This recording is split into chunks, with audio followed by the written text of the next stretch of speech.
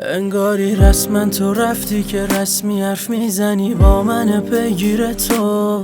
نکنه دستاتو دادی به دستی که هواییت کرده شو برد دل تو. چجوری تونستی فراموش کنی لحظه لحظه مردن واسه همو.